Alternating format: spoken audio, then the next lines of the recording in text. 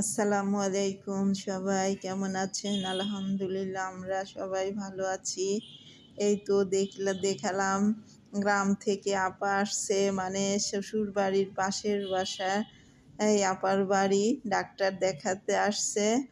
তো ডাক্তার দেখাতে আমার বাসায় আসছে। দেখেন কি তাদের মন মানসিকতা, এত ভালো মনের মানুষ, এত ভালোবাসা এদের মধ্যে।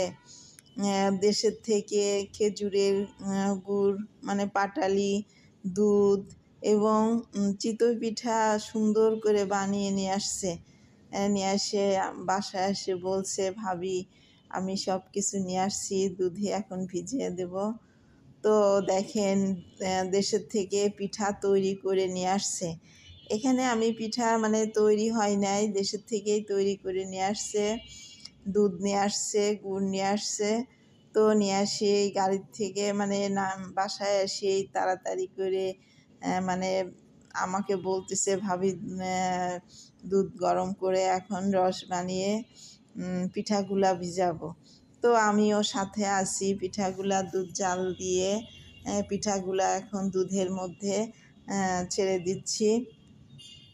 এত সুন্দর করে পিঠা বানিয়েছে, দেশে বানানো, খুবই সুন্দর। আর উনার হাতের পিঠাটা খুবই সুন্দর হয়। দেখেন কত সুন্দর, কতগুলা পিঠা বানিয়ে নিয়ে আসছে। তো এই তো তারপরে গুড়টা জাল দিয়ে এই তো দুধের মধ্যে দিয়ে দিল। তো এখন এ তো রস পিঠা এইভাবে ভিজায় সারা রাত রেখে দিব। তো দেখেন খুবই ভালো লাগলো, এবং বছরের প্রথম এই তো পিঠা খেলাম। আর এটা তো বছরে সবারই মানে খাওয়ার একটা ধুম পড়ে যায় শীতের দিনে। দুধ পিঠা, এটাকে আমাদের দেশে দুধ পিঠা বলে, মানে রস পিঠা। যাই হোক, যে যেটাই বলুক, এই পিঠাটা শীতের দিনে খুবই মজাদার একটা পিঠা। তো আর ভিডিওটা এখানেই হয়তো শেষ করব। তো সবাই ভালো থাকবেন।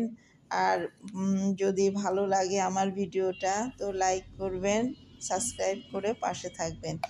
আর দেখেন কি সুন্দর পিঠাটা ভিজে গেছে। এই পরের দিন সকালবেলা ঘুম থেকে উঠে, শীতের দিন বেশ এই পিঠা খেতে তো মজাই লাগে। খুবই সুন্দরভাবে পিঠাগুলো ভিজে গেছে। তো খেয়েই দেখলাম, বেশ সবাই সকালবেলার নাস্তায় ছিল এই পিঠাগুলা, সবাই আমরা মজা করে খেলাম। তো ভালো থাকবেন, সুস্থ থাকবেন। আসসালামু আলাইকুম, আল্লাহ হাফেজ।